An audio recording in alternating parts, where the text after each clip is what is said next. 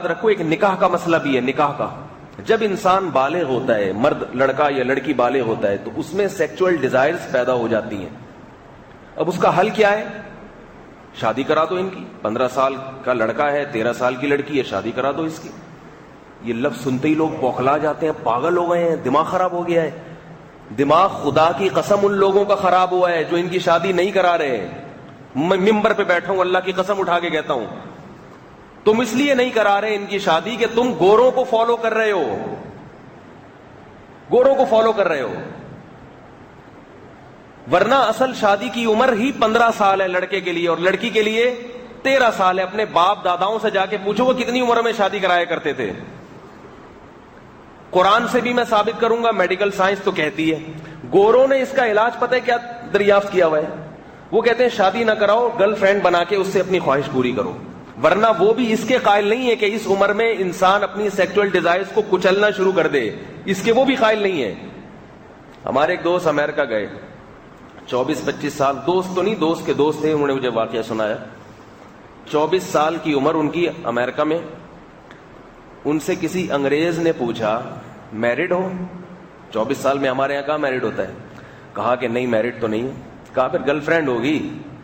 گورا پوچھ رہا ہے, نہیں گرل فرینڈ بھی نہیں ہے. بوائے فرینڈ ہوگا؟ بولے کیا بول رہا ہے بھائی, ہم لوگ اس قسم کے لوگ نہیں ہیں, ہم لوگ بوائے کو نہیں مانتے بھائی. تو اس نے کہا کچھ تو ہے, بیوی بھی نہیں ہے, گرل فرینڈ بھی نہیں ہے, بوائے فرینڈ میں تو جھوٹ بول رہے ہو تم. اس نے کہا خدا کی قسم نہیں ہے. تو وہ گورا سر پکڑ کے بیٹھ گیا کہ یہ ظلم نہیں ہے, ظلم.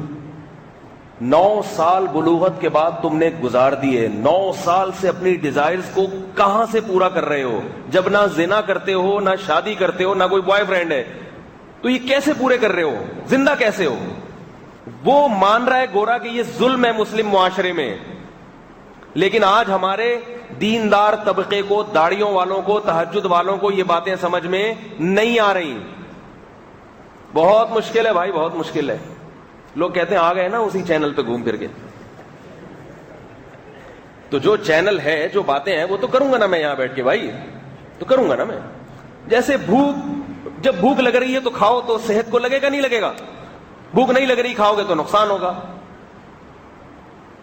جیسے خفیہ ایجنسی آپ کو اطلاع دیتی ہیں کہ پانی کی ضرورت ہے, تو پانی پینا چاہیے کہ نہیں پینا چاہیے؟ اگر نہیں پیو گے گردے فیل ہو جائیں گے آپ کے, کچھ وقت کے بعد گردے خراب ہو جائیں گے. جو لوگ کم پانی پیتے ہیں ان کے گردے خراب ہوتے ہیں کہ نہیں ہوتے؟ جتنی ضرورت ہے اتنا پانی پینا پڑے گا آپ کو. تو ایسے ہی یاد رکھو, جیسے جب لڑکا بالغ ہو گیا, لڑکی بالغ ہو گئی, تو ان میں ڈیزائرز پیدا ہو گئی ہیں, چاہے وہ کتنے بزرگوں کے خاندان سے ہوں, عالمات ہوں, صالحات ہوں, بزرگوں سے بیعت ہوں, چاہے وہ عورت ہو چاہے وہ مرد ہو. یہ ایک زمینی حقیقت ہے. آدم علیہ السلام میں اللہ نے یہ چیز رکھی جنت میں, ان کے لیے پھر اماں ہوا کو پیدا کیا. محمد صلی اللہ علیہ وسلم میں یہ چیز تھی, تمام پیغمبروں میں تھی, اور پیغمبروں میں زیادہ ہوتی ہے, کیونکہ یہ کمال کی علامت ہے. جب آپ اپنی فطرت پہ ہوتے ہیں تو جو فطری تقاضے ہیں وہ سارے کے سارے عروج پر ہوتے ہیں. تو یہ کیسی بات ہے کہ آپ اس کو روک رہے ہیں اس کام سے؟ قرآن کے پہلے میں الفاظ بتاؤں آپ کو. لوگ کہتے ہیں کہ اس عمر میں بچہ سمجھدار نہیں ہوتا, اس عمر میں بچہ, بولو بھائی, وہ کیسے پالے گا ایک بیوی کو, ذمہ داریاں بڑھ جائیں گی, ابھی تو بچہ ہے.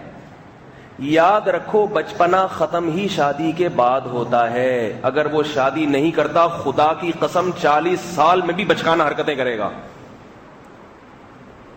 میں جانتا ہوں 45 سال کی عمر کے لوگوں کو ابھی بھی بچکانہ حرکتوں میں لگے ہوئے ہیں.